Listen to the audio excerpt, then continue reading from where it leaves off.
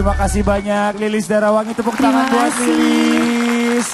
Waduh, alhamdulillah, terima kasih banyak Lilis ya. Nanti kita ngobrol-ngobrol juga ya Lilis ya. Kita sapa juga jamaah yang ada di studio dan juga jamaah yang ada di rumah. Assalamualaikum warahmatullahi wabarakatuh.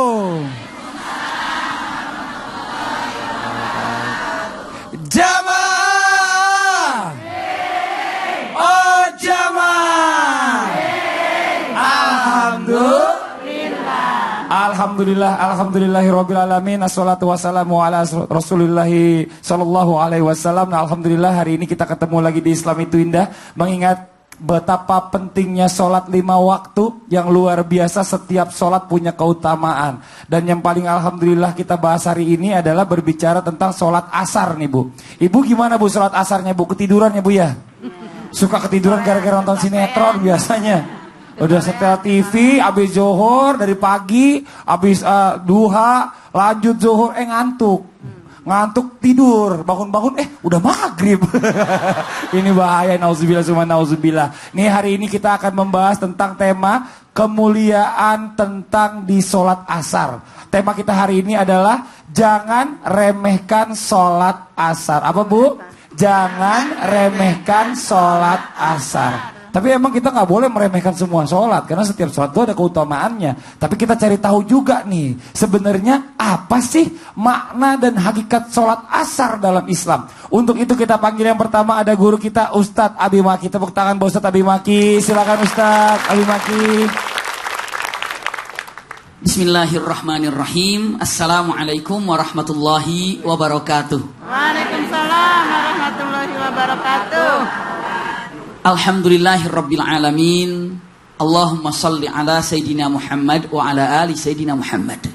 Subhanallah, kalau kita berbicara dengan singkat masalah sholat, ini adalah perbedaan antara orang mukmin dan kafir, itu adalah sholat. Maka dikatakan oleh Rasul Shallallahu Alaihi Wasallam, perbedaan antara orang mukmin dan orang kafir adalah terletak di sholatnya. Kalau sholat berarti mukmin, kalau tidak sholat berarti orang kafir. Umar ibn Khattab ketika ditusuk dan dibunuh oleh Abu Lu'lu al-Majusi, ketika beliau sadar, beliau tanya dengan pertanyaannya, punten, siapa yang telah menusukku? Ketika dijawab, yang menusukmu adalah Abu Lu'lu al-Majusi, wahai Umar. Tiba-tiba Umar menjawab dengan mengatakan, Alhamdulillahilladzi qatalani rajulun la yusalli. Artinya adalah, alhamdulillah, syukur yang membunuh aku adalah orang yang tidak sholat. Maknanya adalah orang kafir. Umar bin Khattab tidak mengatakan yang telah membunuhku adalah orang kafir, tidak. Tapi beliau mengatakan yang telah membunuhku adalah laki-laki yang tidak sholat. Subhanallah. Ini perbedaan antara mukmin dan kafir. Terlebih lagi ada yang namanya sholat asar. Yang kita bahas pada pagi hari ini adalah sholatul asar. Masya Allah. Apa yang kita ketahui tentang sholat asar? Di dalam kabilah Arab ataupun kebiasaan Arab, setiap nama banyak menunjukkan kemuliaannya. Salat asar itu banyak nama, di antara yang kita ketahui melalui para alim ulama bersandar kepada hadis. Ada yang menyebut dengan salatul wusta. Ada yang mengatakan juga dengan salatul burdain, 2 dingin. Juga mengatakan salat yang namanya salatul asar. Sehingga dalam Al-Quran wal asri. Iya.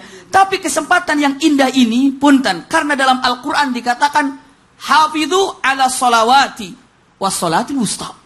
Artinya hafidhu, jagalah dengan sholat yang 5. Juga sholat yang wusta, sholat yang tengah. Mari kita lihat, mana buktinya kalau sholat wusta ini adalah sholat asar yang Allah khususkan. Kenapa? Punten, pegang baik-baik. Wusta itu tengah. Kalau tengah itu ada sesuatu yang awalnya adalah ganjil. Kalau 5 tengahnya 3. Iya. Kalau 3 tengahnya adalah yang di 2 ini. Kalau 2 nggak punya tengah, kalau 4 nggak punya tengah. Nggak ada tengahnya. Tapi kalau 5 tengahnya adalah 3. Sekarang sholat itu 5 waktu sholat. Kenapa asar menjadi wusta yang di tengah? Karena di antara 2 sholat, yang 1 atau yang 2 sholat yang dizahirkan, bacaannya maghrib dan isya. Di antara zuhur, punten, dan yang namanya tidak dizahirkan. Subhanallah, iya. Jadi dengan mengatakan kata-katanya usikum wa iyaya nafsi bitaqwallah. Kenapa dikatakan wusta? Ada para ulama mengatakan yang 2 adalah karena malam, maghrib dan isya. Yang 2 lagi adalah subuh dan zuhur, sama-sama pada siang hari. di asar ini adalah antara siang dan malam. Masya Allah. Ini dikatakan sholatul wusta. Na'udzubillah kalau seandainya orang menganggap sholat wusta ini bagaimana. Sehingga para ulama mengatakan, punten, kalau di sholat selesai asar ini melakukan maksiat, maka maksiatnya tidak sama ketika dia melakukan di luar sholat asar. Maksudnya di luar zuhur, di subuh misalnya, tidak sama. Kenapa? Karena asar punya keutamaan tersendiri. Makanya punten, banyak ulama mengatakan usikum wa iyaya nafsi bitaqwallah. Tidur ada beberapa sunnah, ada tidur qailulah sebelum zuhur, ada tidur yang namanya tidur yang menjadikan kefakiran, tidur setelah subuh. Dan ada tidur yang membuat hilangnya akal, yakni tidur setelah asar. Coba kalau bingung, kalau setelah asar lalu tidur, insya Allah bangunnya kacau. Kenapa? Karena itu adalah dengan mengatakan tuaddi ilal junun. Maknanya adalah akan mengakibatkan hilang akal atau akal yang kurang bagus, akal yang kurang istiqamah. Na'udzubillah. Punten, sekali lagi. Jadi dengan mengatakan apa sholat asar ini? Sholatul wusta. Masya Allah. Dan Rasulullah mengatakan atau Al-Quran mengatakan hafidhu, jaga yang namanya sholat 5 waktu dan sholat wusta. Ternyata dalil yang selanjutnya saya ingin sampaikan keutamaan. Ketika perang Khandaq, orang kafir menyerang Rasulullah dengan tindakan-tindakan yang luar biasa. Sampai pada waktu itu para sahabat sholat asarnya telat. Menjelang maghrib, bahkan ada sahabat yang sholat asarnya di maghrib. Lalu saat itu mengatakan, syaghaluna an sholatil wusta. Mereka telah menyibukkan kami dalam sholat wusta. Maka mereka tidak pantas dalam kehidupannya kecuali Allah penuhkan dengan api neraka dan kebencian dari Allah. Na'udzubillah. Namanya sholat wusta ini adalah keutamaan yang luar biasa. Ya Allah, jadi jatuhnya di sholat asar. Ada yang bilang juga katanya sholat asar itu amal-amal kita tuh katanya dilaporin katanya bulan di habis asar itu. Katanya begitu juga Ustaz ya. Kita nggak tahu juga. Allahu a'lam bishawab. Terima kasih banyak Ustaz, tepuk tangan lu buat Ustaz Abdul Abi Maki. Ini Masya Allah luar biasa nih. Alhamdulillah hari ini kita belajar sama-sama supaya kita tidak menganggap remeh juga bicara masalah asar. Yang selanjutnya kita minta guru kita nih ada Ustadz Maulana. Tepuk tangan buat Ustadz Maulana. Pak Ustadz, ini kan kalau soal asar ini kan emang kalau buat laki-laki ini adalah benar-benar apa ya, cobaan paling berat. Karena kebanyakan kita tuh masih di jalan menuju pulang. Pada saat di jalanan macet lagi. Aduh ya Allah, akhirnya banyak orang yang ketinggalan. Tapi gini, berpikir tentang pentingnya sholat asar. Kenapa masih banyak orang yang melalaikan sholat asar dan apa saja penyebab-penyebabnya Pak Ustadz? Biar semakin jelas buat kita semua. Mohon izin waktunya, silakan. Makasih banyak. Terima kasih banyak tim kreatif yang mengambil tema ini yang luar biasa. Tepuk tangan dulu dong. Soalnya ini kita lagi mengangkat tentang kemuliaan waktu asar, salat asar, dan berbagai yang ada di dalamnya di waktu asar itu. Mohon maaf jangan tersinggung ya. Nanti kita bahas juga subuh. Nanti kita bahas duhur. Nanti ada komen, kok langsung ke asar? Apa sih? Mau tahu? Tadi sudah dibahas oleh guru kita Ustaz Abi Maki tentang kemuliaannya. Banyak juga yang nanya, salat usta itu apa Ustaz? Sudah dijawab tadi, makasih banyak. Pertanyaan yang besar lagi yang ditanyakan oleh orang-orang, kalau sudah tahu waktu asar itu baik, tapi kenapa masih banyak orang lalai melaksanakan salat asar? Mau tahu? Mau tahu? Yang pertama adalah sifat seringkali menunda-nunda hingga waktunya habis. Nanti. Bahkan sampai tidak mengerjakan salat asar. Saya tidak menuduh ibu-ibu loh. Tapi ibu-ibu langsung mengaku sendiri. Padahal ibu-ibu di rumah kan. Iya, udah salat asar. Belum. Lah, kok salat asarnya 5:30? Ikan kadang-kadang gitu. Dari tadi ngapain? Tidurnya bablas. Masa tidur setelah duhur bangunnya maghrib? Kadang-kadang begitu. Ya Bu ya? Alhamdulillah mengaku lagi. Yang kedua, karena menyibukkan diri dengan urusan dunia seperti sekolah, kuliah, pekerjaan, atau hanya karena pergi main seperti, maaf ya, pinjam kata-kata ini, nonton film, belumnya main jam sekian, mohon maaf, nggak boleh. Kenapa? Kena asar. Selesai filmnya selesai 5:30, berarti nggak salat asar dong. Belum buru-buru lagi mau kemana? Ya Bu ya? Nah, apalagi mohon maaf yang biasa ini kalau permainan bola 2 kali 45 menit. dimulainya jam 3, belum masuk waktu asar. Berarti selesai jam? Belum masuk istirahat. Hebat banget Pak, tahu banget ya? Iya, karena saya suka ngelihat orang main bola mulai jam 3 juga Ustadz. Oh, begitu ya? Iya. Alhamdulillah saya jarang main bola. Soalnya gak ada yang mau pakai. Kalau Sasabi Makit jago main bola ya. Yang ketiga, menggampangkan ataupun memandang remeh sehingga terlalaikan akan ibadah. Seandainya orang tahu hebatnya ini, orang tidak akan meninggalkan karena waktu berkah. Kalau subuh, Allah berikan apa? Siapa yang tidak meninggalkan salat sunat 2 rakaat sebelum subuh, salat fajar namanya? Tidak miskin. Lebih mulia daripada seluruh dunia, seluruh isinya. Kalau duhur didoakan 70.000 malaikat. Kalau asar berkah, berkah hidup, berkah. Kalau maghrib ampunan. Kalau isya tambahan kebaikan. Seandainya orang tahu kemuliaannya ini, tidak akan mereka remehkan, tinggalkan atau abaikan ini. Makanya lebih mulia mana Bu? Tidur atau salat asar? Lebih mulia mana nih? Urusan atau salat asar? Lebih mulia mana nih? Materi atau salat asar? Kalau begitu, ayo nantikan waktu salat. Bukan ditunggu oleh salat. Kita yang menunggu waktu salat. Kalau perlu sebelum azan sudah siap-siap. Tapi jangan juga salat sebelum waktu. Salah juga kalau itu. Kecepatan. Belum waktu. Karena syarat-syaratnya salat itu masuknya waktu. Masuknya waktu. Dan ada kan matahari, kalau mohon maaf kan ada waktu-waktu salat. Betul. Kalau subuh terbitnya fajar.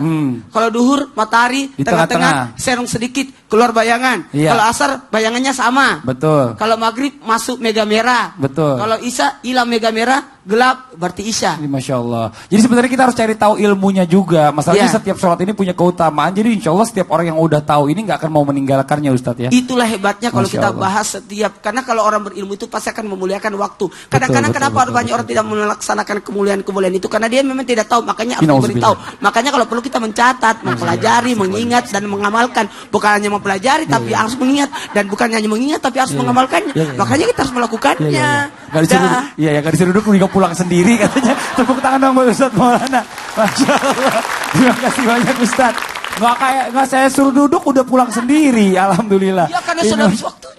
Iya. Ini Masya Allah nih buat jamaah yang ada di rumah dan juga jamaah yang ada di studio. Hari ini kita kedatangan tamu, tadi nyanyi lagunya bagus banget, lagu Tombo Ati ya Bu ya. Ada Lilis Darawangi, tepuk tangan buat Lilis. Assalamualaikum. Lilis sehat Lilis? Sehat. Dalam. Sehat. Dalam. Ini Ya, kita oh, ngomong Jawa lagi di soalnya. dalam loh. Kalau kita di luar kita bilangnya luar gitu ya. Enggak bercanda Lilis. Ini Lilis kita ngobrol ini ya jujur ya. Iya. Karena kita bicara masalah manusia nih. Lilis pernah nggak ngerasain ngelewatin sholat asar? Jujur ya. Jujur. Sering. Kalau nggak jujur dosanya se-Indonesia loh. Ya sering. Iya, sering. Sering soalnya kan off air. Kalau pas lagi off air gitu kan. Pas sore biasanya itu kejedai itu. Kejedai. Tapi kan sebenarnya kan kalau kita ini kan bisa juga sebenarnya kan. Biasanya kan biasanya gini. Kenapa sih kok meninggalkan sholat? Tadi katanya ada off air. Iya, sebenarnya biasanya bisa. kadang ada Sebenarnya off apa air. yang disayangkan? Kenapa kok sampai jadi entar aja deh sampai akhir maghrib? Enggak, kadang. Make up. Iya, kadang make upnya juga. Kadang karena lokasinya juga yang nggak memungkinkan. Tapi kadang juga aku punya wudunya dulu. Jadi wudu dulu baru make up. Harusnya gitu. Iya, kadang juga begitu. Tapi karena kadang kita kan di lokasi nih yang pelosok banget, nggak sempet gitu, Ustadz. Yang kasih off air pelosok siapa? Ih banyak. Ustadz ya. Yang gerakan hatinya untuk panggil kita siapa? Iya Allah. Allah. Ya Allah, iya. Makanya saya jujur. Kadang seperti itu kan harus jujur. Kan ada tiket gratis. Iya. Apa istimewa. Kalau misalnya kita lagi mau sholat ke jauh tempat-tempat yang jauh, lagi istilahnya jalan-jalan keluar kota ya kan ada di jama. Iya betul. Takdim. Tapi namanya manusia ya kadang-kadang ada malesnya gitu. Alasan. Aku nggak mau percaya. Kadang-kadang. Iya. Hati loh. Betul, Iya, betul, benar. Malaikat yang menyiksa itu tidak ada malesnya. Iya, makanya dengan adanya saya diundang ke sini, saya lebih ngerti gitu. Alhamdulillah. Lebih belajar lagi. Iya, mantap. Mudah-mudahan ya setelah ini ya. Amin, Jadi kalau amin, misalnya ada perjalanan jauh, Iya. mudah-mudahan kita jamaah takdim aja deh gitu ya. Karena kita yakin nggak bakalan waktunya nanti bisa sholat. Iya. Lebih baik semuanya kita kerjakan di awal. Iya, Spesial buat orang-orang yang jalan-jalan keluar kota. Iya. Nah, kita lanjut lagi, kita berbicara masalah ibadah-ibadah. Biasanya kalau dari Lili sendiri ada nggak ibadah-ibadah lain yang dilakukan, mungkin ngaji atau apa setelah sholat asar? Biasanya sih apa ya? Kalau aku nih kalau nunggu waktunya itu zikir kadang. Zikir ya, Masya Allah ya. Maaf ya Ustadz. Ya Allah, luar biasa. Saya Terus? ngeliatin Ustadz mulu, manis, senyumnya.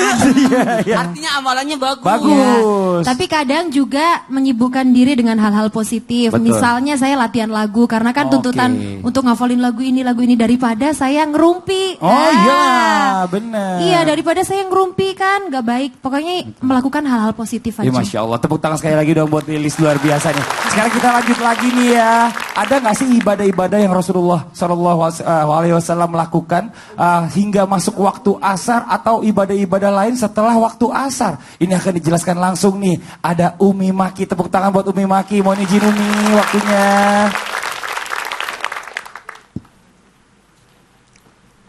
Bismillahirrahmanirrahim. Assalamualaikum warahmatullahi wabarakatuh. Waalaikumsalam.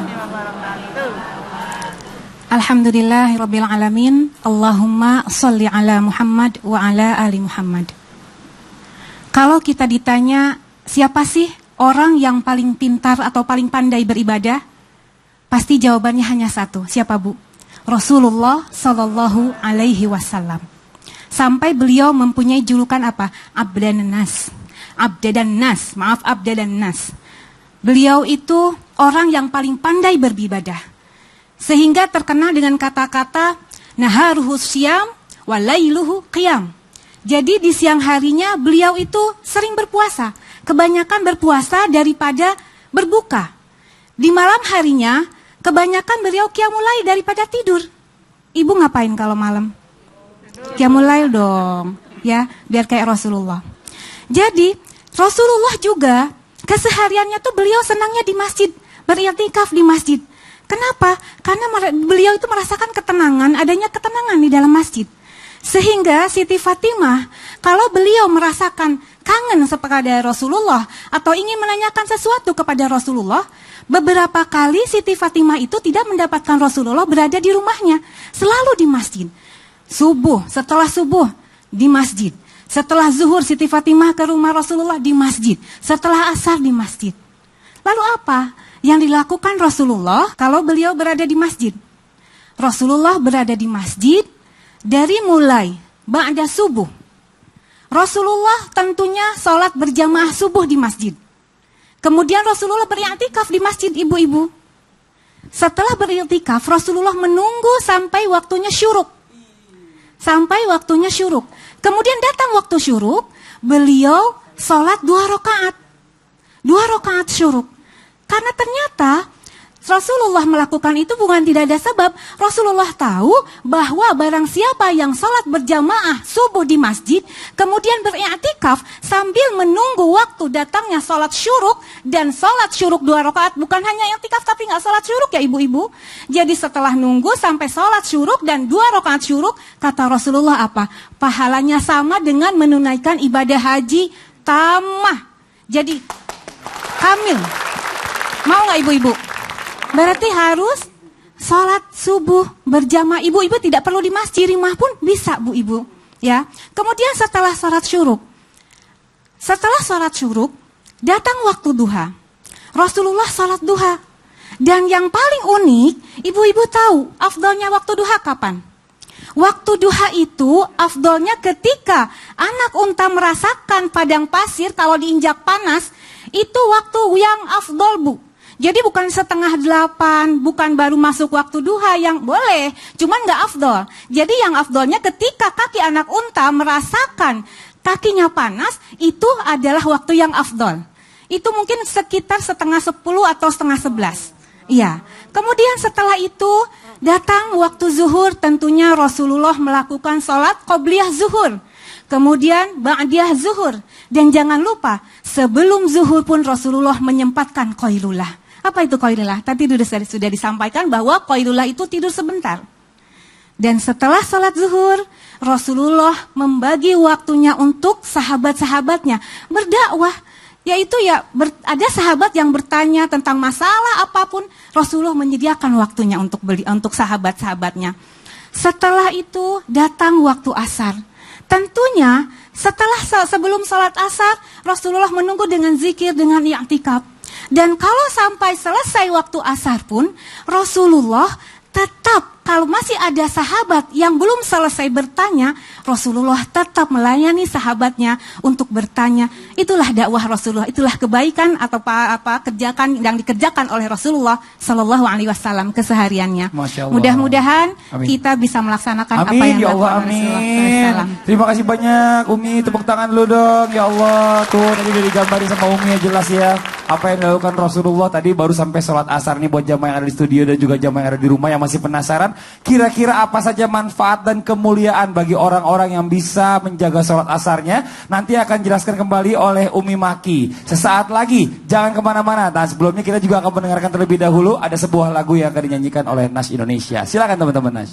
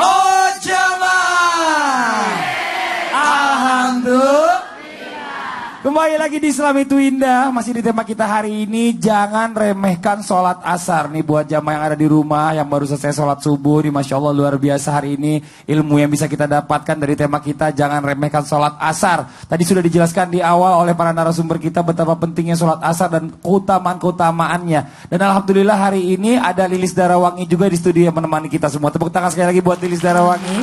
Nah kita lanjutkan lagi nih. Tadi saya udah janji sama jamaah yang di studio dan juga jamaah yang ada di rumah berbicara tentang manfaat dan kemuliaan bagi orang-orang yang bisa menjaga sholat asarnya. Apa sih manfaatnya? Apa sih kemuliaannya? Untuk itu langsung aja kita panggil kembali ada Umi Maki. Tepuk tangan buat Umi Maki. Silakan Umi. Bismillahirrahmanirrahim. Maha pemilik waktu adalah Allah. Makanya Allah bersumpah dengan semua waktu. Siang, Allah bersumpah dengan apa? Wan nahari. Malam, Allah bersumpah dengan apa ibu-ibu? Wal laili. Kemudian subuh, Allah bersumpah dengan apa? Wal fajri. Asar, Allah bersumpah dengan apa ibu-ibu? Wal asri. Jadi waktu itu milik Allah, maka sesuka Allah, Allah bersumpah. Dan yang hebat, Allah memilih waktu asar. Allah mengagungkan waktu asar. Barang siapa yang mengagungkan sesuatu yang Allah agungkan, maka kelak dia akan diagungkan oleh Allah. Barang siapa yang meninggikan derajat yang Allah tinggikan derajatnya, maka dia akan ditinggikan derajatnya oleh Allah. Coba kita lihat, tadi sudah disampaikan bahwa sholat asar itu disebut juga sholat wusta. Tadi Abi Maki sudah menyampaikan. Kemudian ada lagi sholat burdain. Ternyata sholat asar itu adalah sholat burdain. Rasulullah mengatakan, man sholal burdain dakhalal jannah. Barang siapa yang melakukan 2 salat waktu dingin, maka dia akan masuk surga. Apa saja itu 2 waktu dingin? Salat subuh dan salat asar. Kenapa dikatakan salat burdain, salat dingin? Karena ibu-ibu, subuh itu lebih dingin daripada malam. Ya. Kemudian asar pun kalau menjelang sore lebih dingin daripada zuhur. Ibu coba, dinginan mana malam sama subuh? Subuh lebih menggigil kalau subuh ya. Kemudian dinginan mana? Zuhur sama asar. Makanya Allah mengutamakan salat asar ini disebut salatul burdain. Salat 2 yang dingin.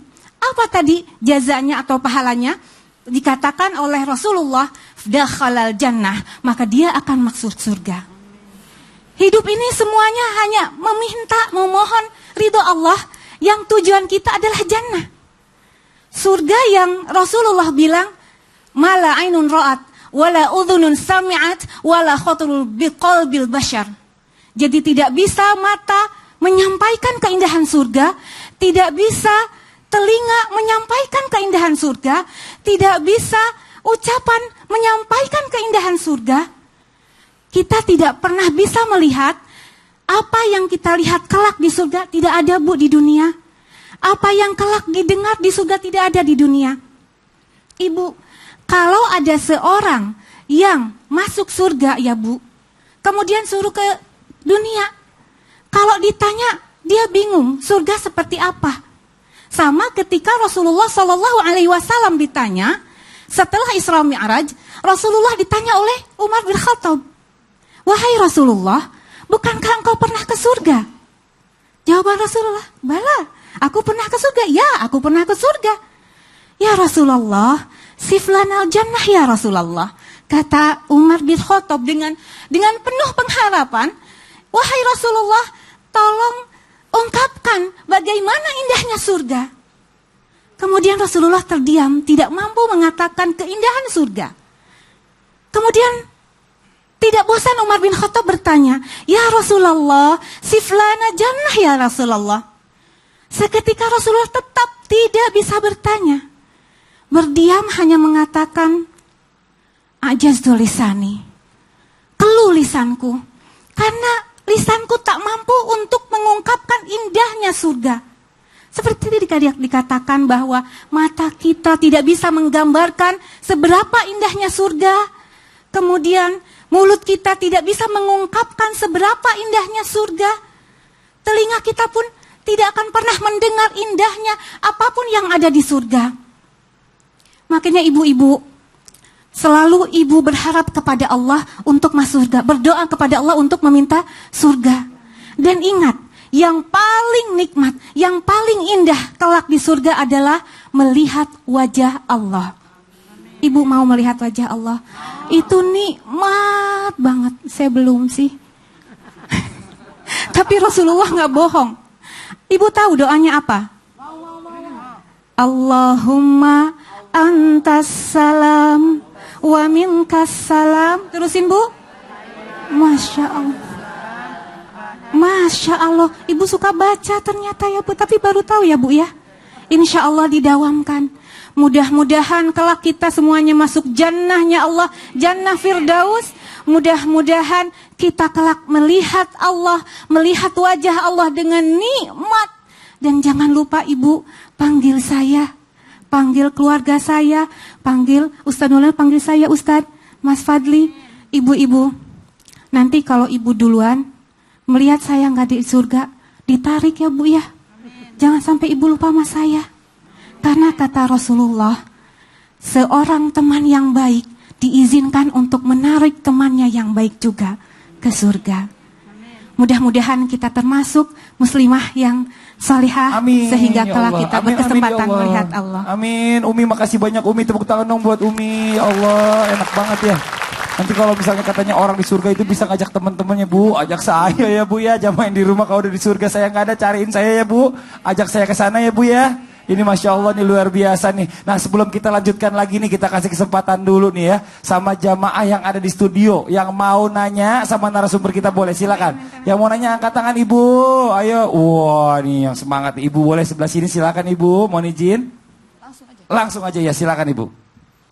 Assalamualaikum warahmatullahi wabarakatuh. Waalaikumsalam warahmatullahi wabarakatuh. Nama saya Ibu Nina dari Majelis Rodotul Jannah, Sumur Pandeglang.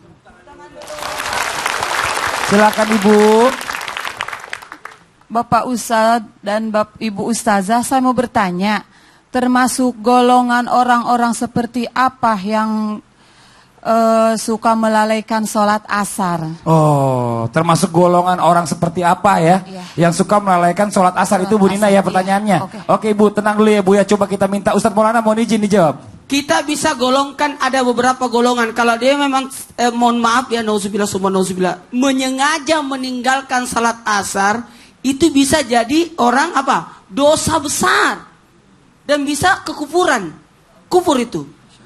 Kalau dia memang tidak sengaja, dalam artian karena malas dan sebagainya, tidak ada niat untuk meninggalkan, tapi karena malasnya saja, tergolong orang fasik. Orang fasik itu mengaku muslim tapi tidak salat, mengaku muslim tapi tidak taat, itu fasik. Bahkan orang yang menyepelekan waktu asar sampai menunda-nunda, bahkan sampai meninggalkan, menyepelekan, ini maka tergolong sebagai orang-orang munafik. 1, 2, 3 munafik. Nih hati-hati Bu, mau masuk di mana? Jangan ketiga-tiganya. Jangan sengaja, jangan menggampangkan, jangan melalaikan. Masya Allah. Karena semua tiga-tiganya buruk. Nauzubillah. Ustadz Abi Maki mohon izin waktunya ditambahkan. Bismillahirrahmanirrahim. Tadi disampaikan Masya Allah sholat asar ini suatu tempat ataupun waktu yang diagungkan oleh Allah Subhanahu Wa Taala.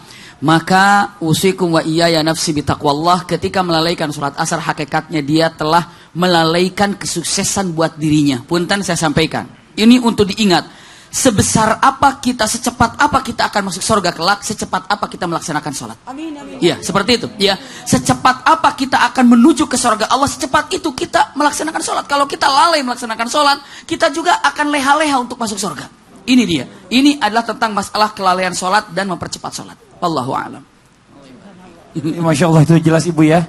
Jangan sampai dilalaikan. Ibu mau cepat gak masuk surganya Bu? Mau nggak? Mau. Ibu mau cepat masuk surga nggak Bu? Mau. Nggak bertele-tele. Begitu juga dengan sholat tadi kata Ustaz Abi Maki. Tepuk tangan dulu dong Bu. Mudah-mudahan bisa jadi pelajaran buat semuanya. Ibu terima kasih banyak ya, Masya Allah, Alhamdulillah. Sama-sama. Nih buat jamaah yang ada di studio dan juga jamaah yang ada di rumah, kita coba cari tahu juga nih hadis yang berkaitan dengan tema kita hari ini. Ya langsung aja kita panggil nih Ustadz Abdul Kafi. Tepuk tangan untuk Ustadz Abdul Kafi. Ya, terima kasih. Ustadz Abdul Kafi, tolong dijelaskan nih bicara masalah hadis yang berkaitan dengan tema kita hari ini dan juga mungkin ada asbabul wurud mungkin yang bisa dijelaskan. Mohon izin waktunya, silakan. Oke, terima kasih. Jamaah. Oh, jamaah. Alhamdulillah. Bismillahirrahmanirrahim. Kita akan menjelaskan tentang hadis yang berkaitan dengan salat asar. Walaupun tadi hadisnya sudah ada beberapa yang dibahas oleh guru-guru kita, Masya Allah, Umi Maki, Abi Maki, Ustadz Maulana. Salah satunya adalah hadis yang telah disampaikan oleh Umi Maki, an Abi Musa radhiyallahu an. Qala Rasulullah sallallahu alaihi wasallam, man shallal bardain dakhalal jannah.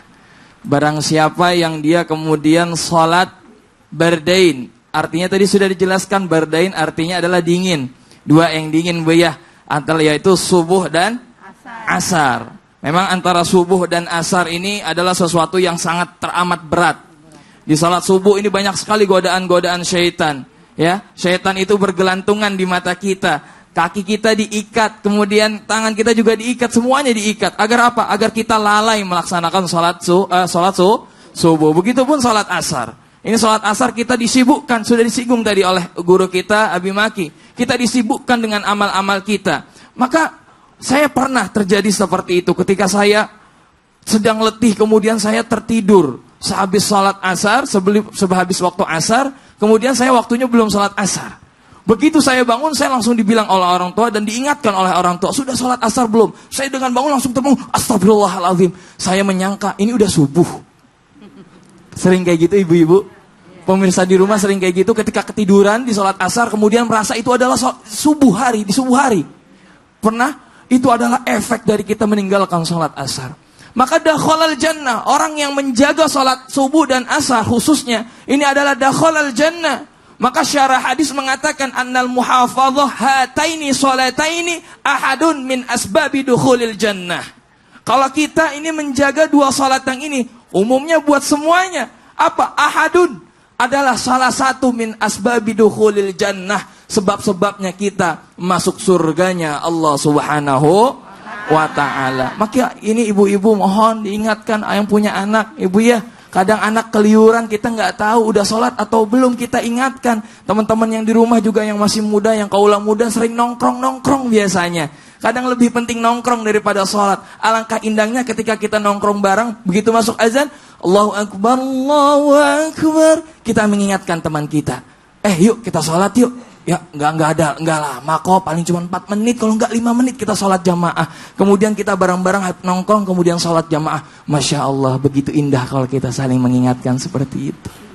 Yang ibu, yang papa juga ingin mengingatkan kami. Yang anak muda kadang memang kami sering lalai. Karena apa? Man taraqas shalah al-asr.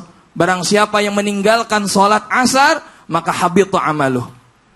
Para ulama membagi ini ada 2. Salah satunya Ibnu Qayyim. Yang pertama, barang siapa dia yang meninggalkan sholat asar, maka akan hilang seluruh amalnya. Para syarah ini Ibnu Qayyim menjelaskan ada 2 golongan. Siapa aja? Yang pertama adalah golongan yang memang dia benar-benar tidak melakukan sholat sama sekali. Maka terhapuslah seluruh amal-amalnya. Tidak melakukan amal sama sekali. Kemudian golongan yang kedua, dia hanya melakukan sholat sholat asar saja. Hanya di hari itu, maka hilanglah pahala di hari itu. Mau nggak Bu, kalau misalkan kita sudah membangun, sudah sedekah, kita sudah sholat, kemudian kita lupa sholat, sehingga hari itu dan seterusnya pahala kita dihapus oleh Allah Subhanahu Wa Taala. Mau atau tidak? Teman-teman juga yang kaula muda, yuk kita jaga sholat asar ini menjadi sholat yang utuh, agar semua sholat dari asar, kemudian maghrib, isya, zuhur, kemudian subuh inilah. Mudah-mudahan kita termasuk golongan orang-orang yang selalu istiqamah dalam menjaga sholat kita. Amin ya rabbal alamin. Wallahu a'lam bishawab. Masya Allah. Terima kasih banyak Ustaz Kafi. Tepuk tangan buat Ustaz Kafi. Ya Allah, alhamdulillah. Tuh tadi jelasin ibu ya. Kalau buat anak muda lagi nongkrong bareng, giliran sholat, ayo bareng-bareng sholat. Kalau ibu-ibu yang lagi kasihkan gosip ya Bu ya, menuju asar, yuk sholat dulu. Mudah-mudahan gosipnya lagi lupa, nggak lanjut ya Bu ya. Amin ya Bu ya. Masya Allah nih, Masya Allah luar biasa nih buat jamaah yang ada di studio dan juga jamaah yang ada di rumah. Jangan kemana-mana, masih banyak ilmu yang akan kita ambil dari tema kita hari ini. Jadi tetap di Islam itu indah. Jamaah, oh jamaah, alhamdulillah kan masuk surga yang mengajak. Kembali lagi di Islam itu indah. Masya Allah, alhamdulillah tema hari ini membuat kita belajar bersama supaya kita lebih bisa menghargai setiap waktu sholat yang Allah tetapkan kepada kita. Ini Masya Allah luar biasa. Tapi ini buat jamaah yang ada di rumah dan juga jamaah yang ada di studio, ya mohon izin sebelumnya, sebelum kita lanjutkan mendengar tausiah dari para narasumber, kita coba kasih kesempatan dulu untuk jamaah yang di rumah nih. Alhamdulillah sudah ada beberapa yang curhat di email kita dan ada permasalahan-permasalahan yang kita anggap perlu untuk diselesaikan. Ya mudah-mudahan bisa diselesaikan oleh para narasumber kita yang ada di studio. Untuk itu kita sudah tersambungkah langsung dengan yang bersangkutan. Assalamualaikum. Waalaikumsalam Ustaz. Waalaikumsalam. Silakan Mbak curhatnya. Ya gini Ustaz, jadi saya mau bertanya. Ayah saya ini kan sudah meninggal nih 2 tahun yang lalu. Nah baru 1 tahun meninggal, ibu saya ini sudah dekat dengan laki-laki sampai sekarang. Saya selaku anaknya ya nggak setuju aja dengan kedekatan ibu gitu. Karena ada sesuatu hal yang saya nggak suka dengan lelaki itu. Yang mana sikap laki-laki itu tuh sangat tidak mencerminkan untuk menjadi ayah yang baik gitu. Beliau bertamu ke rumah saya aja sampai larut malam. Nah pernah waktu itu juga saya mergokin dia tuh sama ibu saya, sudah pegang-pegang tangan segala. Saya dan ibu saya ini jadi sering berantem gitu buat ngedebatin masalah yang kayak gini. Yang saya tanyakan, sikap saya sebagai anak ini harus gimana ya Ustadz? Ya, oke Mbak, tahan dulu ya Mbak ya. Ini kan sebenarnya sih baik ya, cuma mungkin caranya nih kayaknya salah. Mungkin dari anak dulu nih, kita coba tanya nih dari Ustadz Abdul Kafi, mohon izin, silakan. Iya, permasalahan ini adalah permasalahan yang serius ya, karena yang dilakukan ibu dari Mbak juga yang dilarang oleh Allah ya. Itu pegangan-pegangan tangan kan juga termasuk yang dilarang oleh Allah. Maka solusinya adalah ibu ingatkan lagi, Mbak ingatkan lagi dengan penuh kelembutan, jangan sampai ada emosi kepada orang tua sampai hati orang tua itu tersentuh. Jika tidak juga, maka kemudian bisalah dinikahilah dengan segera itu yang namanya ibunya ya. Karena memang takutnya itu khaufan minal ma'asi. Takut kita nanti akan dari sesuatu yang maksiat. Ya, menghindari itu ya. Jadi solusinya dua. Yang penting ingatkan lagi, kemudian kalau tidak juga cari yang lebih baik, yang sesuai dengan apa yang diharapkan, kemudian nikahilah ibunya itu. Seperti Masya Allah. Iya. Oke, sebentar nih. Coba kita mendengar pendapat juga dari ayah nih, dari abinya. Ayo silakan. Gini. Mohon maaf, kita tidak akan mungkin menyalahi takdir. Bisa jadi takdirnya ibunya akan menikah, kan rezeki jodoh dan ajal kan tidak ada yang tahu. Hanya Allah yang tahu. Kita tidak bisa menghalangi perjodohan, karena bisa jadi itu takdirnya ibu akan menikah lagi. Betul tidak, Bu? Selama orang masih hidup, selama tidak boleh berkata takut, tidak. Tapi kalaupun ada ibu berkata saya tidak akan menikah tapi akan membesarkan anak-anakku, akan dibangunkan satu rumah di sorga. Amin. Nah, pertanyaannya, bagaimana kalau sudah kejadian seperti ini? Maka yang penting kita lakukan adalah berurusan. Habis itu belajar, kemudian berdamai. Karena ada 3 ini. Yang pertama, berurusan dulu sama pihak-pihak yang akan melangsungkan itu. Dalam hal ini, ibu benar-benar nggak mau gitu. Apalagi ibunya masih muda, cantik, begitu kan? Nah, kan, mohon maaf, ada kebutuhan yang tidak bisa kita kasih ibu. Aku bisa kasih ibu kok, aku bisa bantu ibu. Tapi ada yang tidak bisa kau lakukan. Kemudian yang kedua, belajar. Karena kadang-kala orang kan tak kenal maka tak sayang maka tak cinta. Kenali dulu, belajar untuk mengenal. Baru mohon maaf berkompromilah. Iya, berdamai ya. Istilahnya, lihat dari sisi baiknya. Iya, ada proses-prosesnya ya, Masya Allah. Coba kita dengarkan juga nih dari Umi nih, mohon izin, silakan. Bismillahirrahmanirrahim. Ibu punya anak gadis, punya perjaka. Kalau lagi kasmaran bisa dilarang nggak? Nah itu, anak gadis, anak perjaka aja susah dilarang orang tua. Apalagi orang tua yang lagi kasmaran, emang ibu bisa? Ya, yang aman Bu, tadi sudah disampaikan sama Ustadz Maulana, kompromi. Dekati calon ibu Anda, calon ayah Anda dekati dari hati ke hati. Apakah maksudnya benar, ingin meminang ibu Anda? Kalau memang iya, langsung aja. Suruh menikah secara halal. Dan yang harus diingat, harus bersyukur juga. Karena apa? Dia masih mending ketemuannya, ngedate-nya di rumah. Coba kalau di luar, emang ibu bisa lihat? Ibu bisa pantau 24 jam. Makanya sok aja. Kenapa jadi sok ya? Langsung aja. Nah gitu. Diminta pertanggungjawabannya. Maksudnya lebih diarahkan Mbak. Jadi Mbaknya ini coba ngomong sama calon ayahnya. Kalau memang serius, niatnya baik ya. Kenapa nggak langsung ngelamar aja gitu ya? Betul gitu kurang lebih ya. Gitu ya Mbak. Mungkin Mbak ada yang mau ditanggapi. Dia terhindar dari zina. Iya betul Mbak. Iya, jadi tapi gini Ustadz dan Ustazah, gini. Satu sisi saya ingin ibu saya bahagia dan nggak menutup kemungkinan juga saya nggak ngasih izin buat ibu saya nikah lagi gitu. Tapi nggak dengan laki-laki yang ini. Nah, jadi yang harus saya lakukan ini, apa saya harus menggagalkan hubungan saya dengan laki-laki itu atau gimana Ustadz? Ini sebentar ya Mbak ya. Sebentar nih Mbak. Ini mudah-mudahan ibunya juga lagi nonton biar langsung ditambah jelaskan oleh Ustadz Abi Maki nih. Penghulunya. Iya nih. Makanya silakan Ustadz Abi Maki mau izin. Bismillahirrahmanirrahim. Jelas pasti seorang anak itu ingin ibu bapaknya bahagia. Amin. Betul. Walaupun bapaknya sudah wafat tapi ibunya masih ada, dan tidak boleh seorang anak untuk melarang seorang ibu atau ayah yang ditinggal salah satunya untuk menikah lagi, silahkan. Bahkan ini tidak termasuk bagian dari wasiat. Ya misalnya ayahnya meninggal, nanti kalau bapak meninggal jangan nikah lagi, itu tidak masuk wasiat. Iya, tidak masuk wasiat. Lalu selanjutnya, bagaimana caranya hal yang seperti ini? Usikum wa iyaya nafsi bitaqwallah, dengan kata-kata yang sangat jelas dan tegas tadi disampaikan para asatid kita. Namun yang lebih penting lagi ketika dengan menyebutkan hal yang terindah, ketika dekat dan dekat dan dekat, lalu usikum wa iyaya nafsi bitaqwallah, seandainya tidak menikah pasti bahayanya akan lebih banyak, insya Allah. Iya, mudaratnya akan lebih banyak. Tapi saya nggak setuju dengan laki-laki ini, nggak setuju dengan laki. Kenapa tidak setujunya? Asa antakrahu syai'an wa yaj'alallahu fi khairan katsira. Anda tidak menyukainya padahal di situ ada kebaikan yang berlimpah yang Allah siapkan. Kadang-kadang manusia melihat kayaknya ininya kurang, kayaknya pengennya itu, pengennya tidak. Itu hanya suudzon saja. Kebaikan yang ada tersembunyi lalu diabu-abukan oleh setan, oleh hawa nafsu seolah kejelekan di dalam. Padahal itu membawa kebaikan yang banyak. Husnudzan, lalu salat istikharah pada Allah Subhanahu wa taala, Allah berikan yang terbaik setelah kita melaksanakan istikharah, khususnya untuk bunda dan orang tua bunda. Amin ya rabbal alamin. Gimana Mbak? Jelas Mbak? Iya. Terus gini Ustaz, kalau misalkan nih, saya kan belum tahu kebaikan dari laki-laki itu, belum tahu lebih jauh. Nah kalau misalkan saya lebih memilih untuk mendekatkan ibu dengan istilahnya laki-laki yang menurut saya cocok dengan ibu, itu gimana Ustaz? Boleh-boleh aja ya Pak Ustaz ya. Siapa yang mau menikah? Ibu atau Anda? Ibunya. Kalau begitu suruh ibu yang milih. Ternyata ibu lebih pilih yang pilihannya. Tapi kalau misalnya anak kan maksudnya sama juga posisi orang tua. Ini kan pengen ibunya bahagia tapi juga nggak nyusahin ibunya.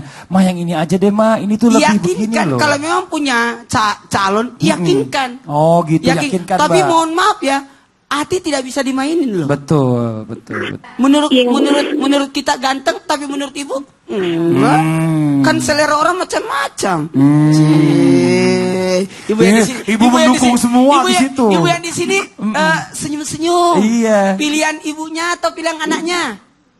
Ibunya. Angkat Coba. tangan yang pilihan ibunya. Angkat tangan sebelah sini. Coba yang sebelah sini yang pilihan ibunya angkat tangan apa anaknya ibunya dulu deh. Ya. Yang ibunya, ayo. Ya. Wah, lebih banyak. Pilihan anaknya. Pilihan anaknya.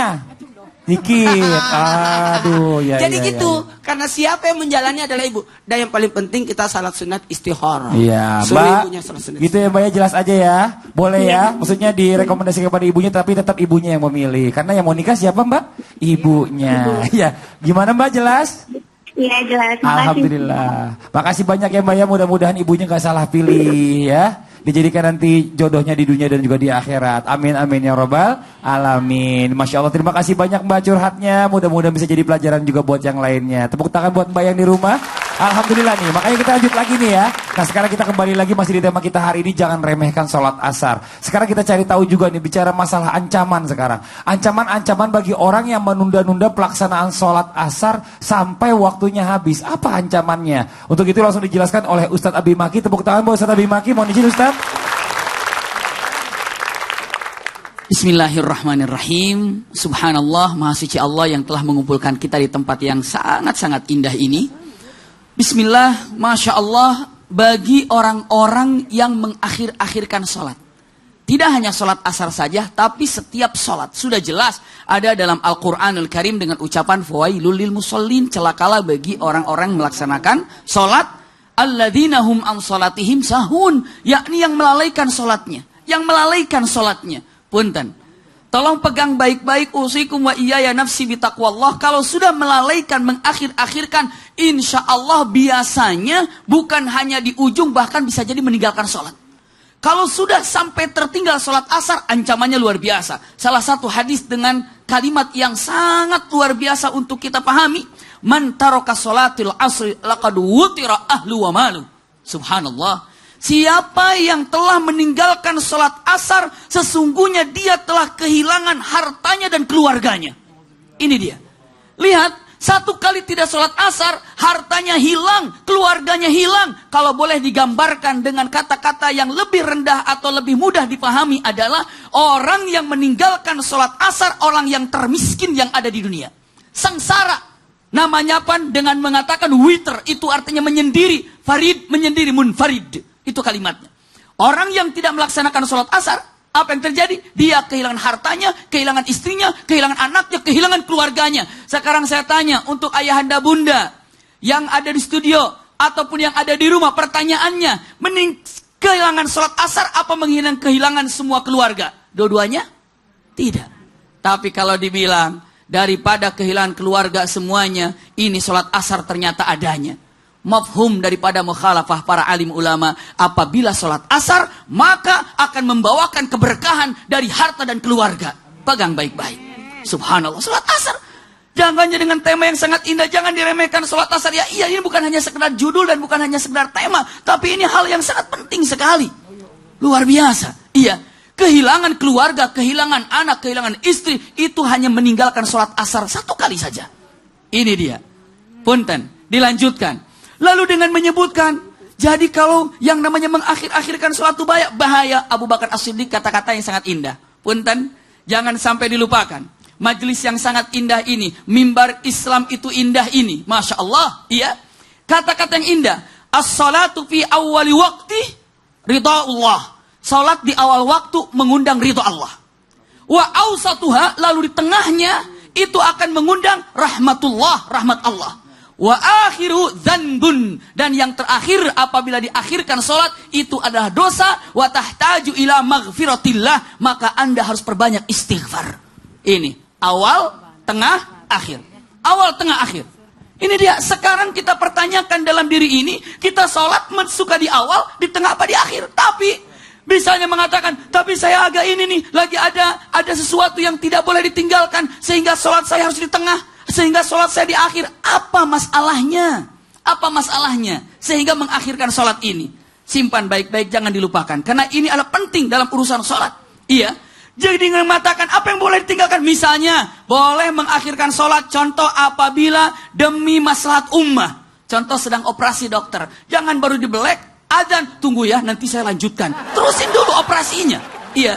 Jadi kalau seandainya kita, ataupun lagi menjaga satu hal yang penting, apa rel kereta api misalnya, ataupun yang namanya mengawasi daripada yang namanya apa, penerbangan, sholat waktu tiba, akhirkan. Kenapa? Karena ini adalah hal yang untuk masalah-masalah umat. Dalam usul fikih ada kata-kata dengan mengatakan, aima takunul maslahah thammas syariah. Kalau di situ ada maslahat untuk umat, di situ ada syariat. Itu usul fikih.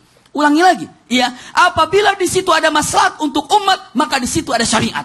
Jangan sekali-kali untuk meninggalkan dan mengakhirkan waktu sholat ini, bahaya. Mudah-mudahan kita bisa mendisiplin sholat sehingga kita bisa menjadi orang yang diridhoi oleh Allah Subhanahu wa taala. Amin ya Allah. Amin ya Rabbal Amin ya Allah. Terima kasih banyak Abi Maki. Tepuk tangan buat Abi Maki. Ini mudah-mudahan pada jelas semua ya tentang bicara masalah ancaman bagi orang yang menunda-nunda nih. Nauzubillah summa nauzubillah. Buat jamaah yang di rumah nih jangan kemana-mana. Kita akan lanjutkan lagi setelah yang satu ini, tetap di Islam itu indah. Jamaah. Oh jamaah. Alhamdulillah. Masuk surga yang mengerjakan 2 sholat pada waktu ini.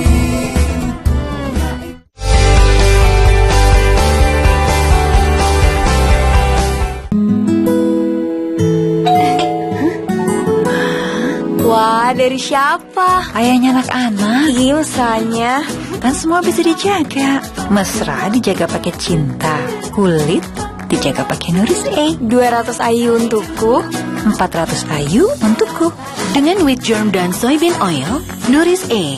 200 IU untuk usia muda dan 400 IU untuk usia matang. Nuris A, suplementasi vitamin E kulitku. Confidence, pertama di Indonesia, berbahan cloth-like selemut kain dan bersirkulasi udara, plus kandungan aloe veranya bikin kulit bebas iritasi. Daya serap yang ekstra cepat bikin permukaan tetap kering. Confidence, the expert of adult care. Lampu LED berkualitas rendah membuat mata menjadi lelah. Ganti ke Philips LED untuk lampu yang nyaman di mata. Lebih lembut, lebih terang. Innovation and you, Philips. Habis putus setahun, gue jadian lagi sama Wanda. Kok Wanda lebih tinggi? Bro, bantu foto dong. 1, 2, dekat. Deketan lagi. Gagal pacaran bisa diulang. Gagal tumbuh tinggi yang gak bisa diulang. Makanya minum Hylotin, susu tinggi kalsium untuk bantu pertumbuhan. Rasanya enak banget. Hylotin, tumbuh ke atas, gak ke samping.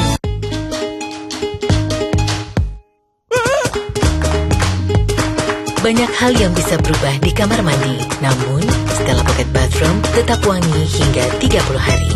Stella, wanginya kebahagiaan. Aku suka kamu tanpa makeup ini. Manisnya alami. Pagi-pagi udah gombal. Itu yang manisnya alami. Tropicana Slim Stevia pemanis alami lebih rendah kalori. Tropicana Slim Stevia, manis alami lebih rendah kalori. Pesta pernikahan, waktunya rambut panjang, tapi ujungnya jangan tipis. Pantene dengan formula provitamin menguatkan rambutku sampai ke ujung. Rambut kuat, ujungnya tebal. Pantene, kuat itu cantik. Beli 12, gratis 1 sachet.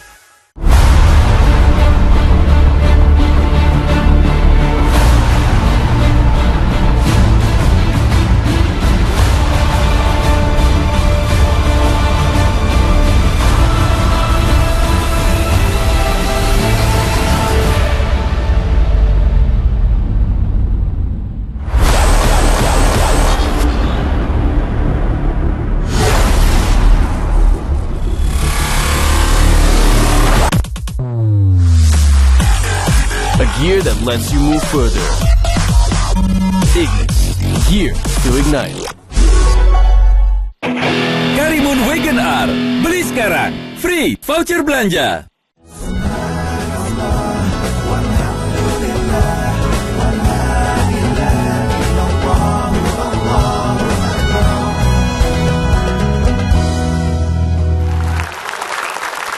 Jamaah Islam itu indah yang dimuliakan Allah. Alhamdulillah kembali lagi kita dengan tema yaitu jagalah sholat asar kita.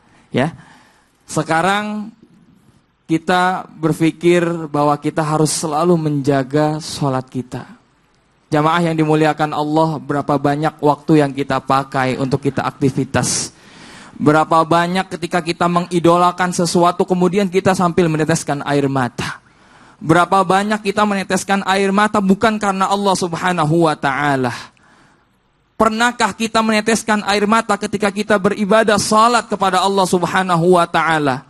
Pernahkah kita mencucurkan air mata ketika kita berdoa kepada Allah Subhanahu wa ta'ala? Di salat-salat kita, di zikir-zikir kita. Inilah yang menjadi perhatian jamaah yang dimuliakan Allah. Maka banyak sekali hadis kemudian yang menjelaskan tentang bagaimana orang-orang yang meninggalkan sholat, orang-orang yang melalaikan sholat. Ada bahasa dari Nabi SAW, orang-orang yang seperti ini adalah sholatul munafik, yaitu sholatnya orang-orang yang munafik. Kenapa? Dia sudah tahu waktunya sholat, tapi dia melalaikan waktunya sholat. Dia sudah tahu yang benar, tapi dia tetap saja melakukan yang salah. Inilah dia yang harus kita perhatikan. Sholatul munafik. Dan di dalam Al-Quran, innal munafiqina fi darkil asfali minan nar. Sesungguhnya orang-orang munafik nanti di akhirat, azabnya adalah masuk ke dalam neraka yang paling bawah. Na'udzubillah summa na'udzubillah. Maka kita jagalah sholat kita. Karena sholat kita adalah begitu penting. Ini adalah tiang kita. Maka tidak heran ketika kita rezekinya hanya itu-itu aja. Tidak naik-naik. Mungkin sholat kita belum betul. Mungkin kita masih meninggalkan sholat. Mungkin kita masih melalaikan sholat. Anak kita kok tidak pintar-pintar. Mungkin kitanya yang kurang mendidik untuk sholat kepada Allah. Untuk beribadah kepada Allah. Maka kadang kita selalu menyalahkan Allah. Kita selalu menyalahkan Allah sebagai Tuhan kita. Tapi kita tidak pernah memikirkan diri kita. Apakah kita telah beribadah menyayangi Allah Subhanahu wa ta'ala. Maka selalulah kita berdoa. Allahumma ja'alna imanan kamila. Amin. Allahumma ja'alna imanan kamila wa yaqinan sadiqa wa rizqan wasi'a wa lisanan dzakira wa amalan salihan maqbula birahmatika ya arhamar rahimin. Ya Allah, artinya jadikanlah iman kami itu iman yang sempurna. Allahumma ja'alna imanan kamila wa yaqinan sadiqa. Kita yakin bahwa Allah Subhanahu wa ta'ala Tuhan kita, yakin seyakin-yakinnya. Wa lisanan dzakira, lisan dan hati yang selalu mengingat Allah Subhanahu wa ta'ala, yang tidak pernah meninggalkan Allah Subhanahu wa ta'ala. Wa amalan salihan maqbula, dan amal-amal soleh yang diterima oleh Allah Subhanahu wa ta'ala. Salat kita, puasa kita, zakat kita, haji kita, mendidik anak-anak kita, taat kita kepada suami, kemudian suami kepada keluarga, dan seluruhnya semoga diterima oleh Allah Subhanahu wa ta'ala sebagai amal-amal yang soleh. Inilah, maka luar biasa Islam itu indah, selalu memberikan hal-hal yang manfaat untuk kita, mengingatkan kita agar selalu kita taat kepada Allah Subhanahu wa ta'ala. Wallahu a'lam bissawab.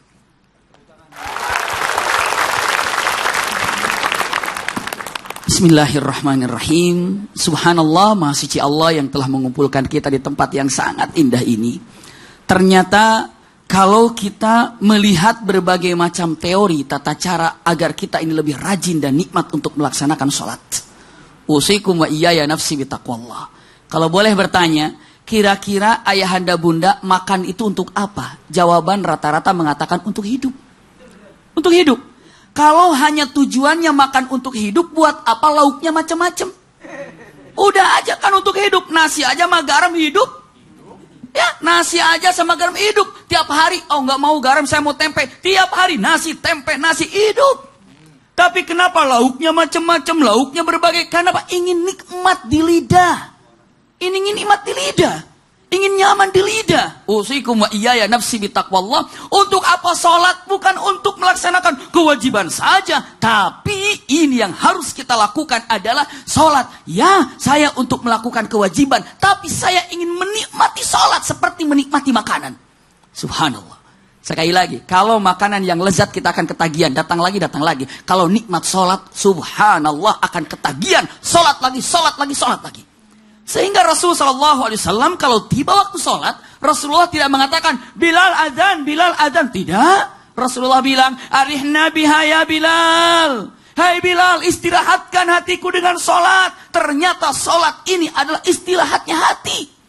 Kalau kita mau kebalik, suami baru datang dari mana, nonton TV, lihat-lihat, kata istrinya, Pak, sholat dulu. Istirahat dulu. Salah. Istirahat hati itu dalam sholat. Orang dalam keadaan sholat seperti ikan di dalam air. Betah. Subhanallah. Punten. Hal yang terindah Umar ibn Khattab tahu. Begitu ditusuknya, lalu jatuhnya, lalu pingsannya. Begitu dia siuman, apa yang dikatakan? Pertama kali dia ucapkan, as-sholan nas. Orang-orang udah pada sholat. Kan tadi aku jadi imam ditusuk. Orang-orang sholat bagaimana? Subhanallah. Lalu pingsan lagi. Tidak bisa bangun. Dibangun. Umar sholat ataupun Umar sadar. Tidak. Tapi apa yang dilakukan oleh putrinya? Cara membangunkan Umar tuh gampang. Dibisikkan di telinganya lagi pingsan. Hayya ala sholah. Bangun. Subhanallah.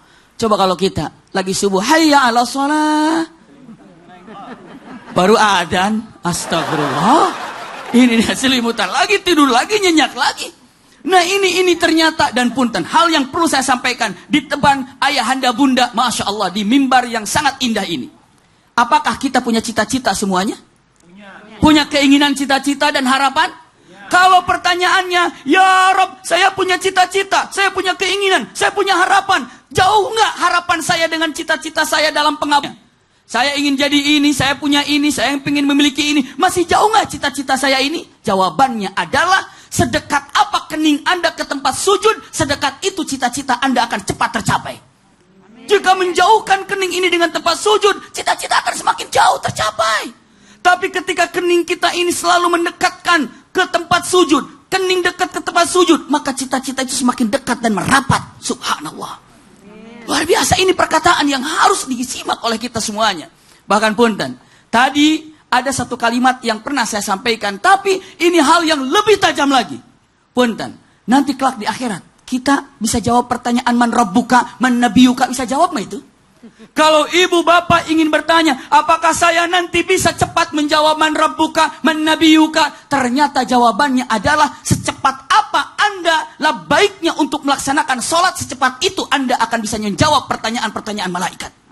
Subhanallah. Hati-hati. Bagi yang melalaikan sholatnya, satu, cita-cita semakin jauh untuk tercapai. Bagi yang melalaikan sholatnya, punten-punten, dalam kalimatnya makin sulit menjawab pertanyaan malaikat. La haula wala quwata illa billah. Coba dengan apa sholat ini? Terutama yang namanya di waktu asar. Bukankah Nabi Adam ditiupkan rohnya di waktu asar? Nabi Adam itu ditiupkan rohnya di waktu asar. Begitu tiupan roh masuk, Nabi Adam bersin. Begitu bersin, kata Allah mengatakan, Qul alhamdulillah. Katakan bahwa segala puji bagi Allah. Subhanallah. Itulah kalimatnya, itu pada asar di hari Jumat. Maka punten sekali lagi. Hari Jumat di waktu asar ini adalah daripada waktu yang paling mustajab, doa yang paling indah setiap minggunya. Setiap Jumat berarti doa di situ. Bahkan sunnah, ibu bapak punten, kalau nanti ibu bapak mau menikahkan putra putrinya, sunnahnya di hari Jumat setelah asar. Iya, Jumat setelah asar nikahkan itu. Bikin jadwalnya. Nggak usah hitung-hitung tanggal bagaimana, ambil Jumat asar. Iya, karena tapi kalau udah lanjut jangan nikah lagi, sudah itu. Iya. Mentang-mentang, maaf ya, kemarin kan kita nikah Bapak bukan hari Jumat ya. Maaf ya Pak, ini ada satu lagi mau Jumat. Tidak juga. Iya. Tapi usikum ya nafsi bitaqwallah. Kalau sudah terlanjur waktu itu pernikahannya, enggak apa-apa, ini kan sunnah. Terlalu banyak cita-cita yang indah untuk kita harapkan, maka perbanyak sujud kita kepada Allah Subhanahu wa taala. Masya Allah. Saya juga Jumat waktu itu. Saya juga Jumat, alhamdulillah. Kalau berbicara tentang kemuliaan asar luar biasa, mudah-mudahan kita tidak meninggalkannya. Buat yang di rumah, terima kasih banyak sudah menyaksikan. Tapi ingat ya, ketika orang memuliakan berarti mendapatkan keberkahan. Amin. Ketika orang meninggalkan berarti meninggalkan keberkahan. Tadi bagikan orang yang kehilangan harta, kehilangan kekayaannya ketika orang meninggalkan waktu asar tersebut. Masya Allah. Amin amin ya robbal alamin. Masya Allah, alhamdulillah baru saja kita mendengarkan tausiah yang disampaikan oleh para narasumber kita. Mudah-mudahan apa yang disampaikan tadi bermanfaat untuk kita semuanya dan dijadikan pelajaran buat kita semuanya. Amin amin ya robbal alamin. Terima kasih banyak buat Lilis yang sudah mampir di Islam itu Indah. Jangan kapok ya. Terima kasih untuk ilmunya hari Masya ini. Allah, amin. Terima kasih, Ustaz Umi. Terima kasih juga buat jamaah semua yang sudah hadir di sini, jamaah yang